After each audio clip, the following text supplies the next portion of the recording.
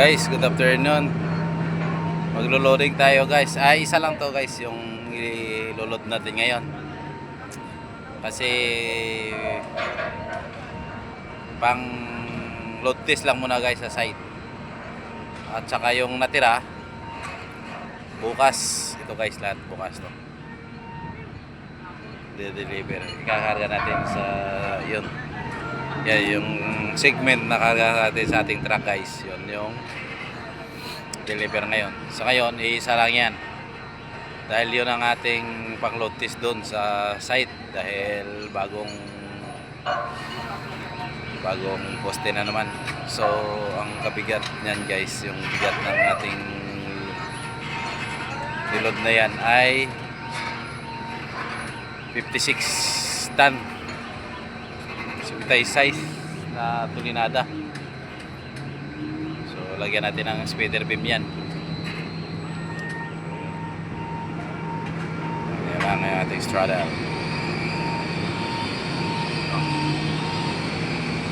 Ito siya ay double blister. Kaya yan ay 5.6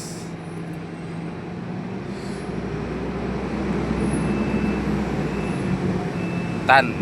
5.6 ton yan guys. Subitay size tulinada yung bigat na yan. So yun naman, mga maliit lang ngayon guys yung iba. Yan naman yung nakapatong na 36 tons lang yan.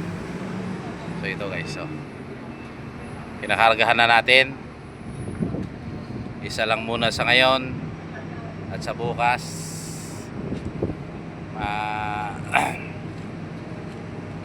dagdag natin yung natirang 15 pieces o 15 piraso. So yun ay ikakarga natin. So hapon na guys, pero ang sakit pa rin ng ating araw. So yan na. Siyempre hindi yan mawawala guys, yung ating higpitan pa rin natin yan. So nag-iisa lang para mag-chipping pa tayo sa butas. So yun,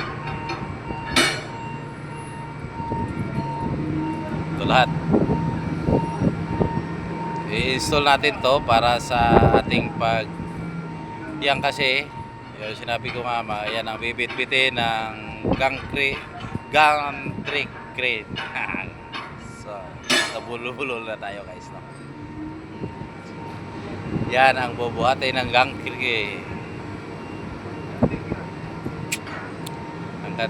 crane natin doon sa site. Kaya yun, lagyan natin speeder. Siyempre uputan natin yan. Gamit natin hydraulic pump at saka hydraulic pump natin, no? So shoutout sa mga nagtatrabaho, sa mga hindi nagtatrabaho, mga patars natin, no? So good.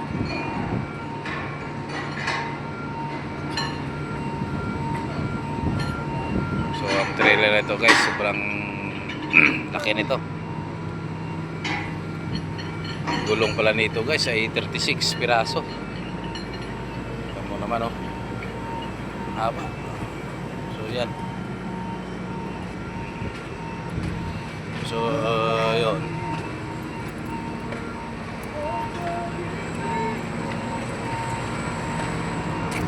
Ito yung gulong ng ating trailer guys. 36 piraso yan. Yun, makikita natin, no? Kasi mabigat yan. Kaya okay. Nandito yung ating isang boss. Yan guys.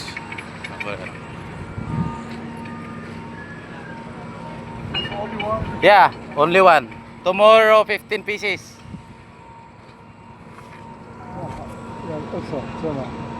Trailer or?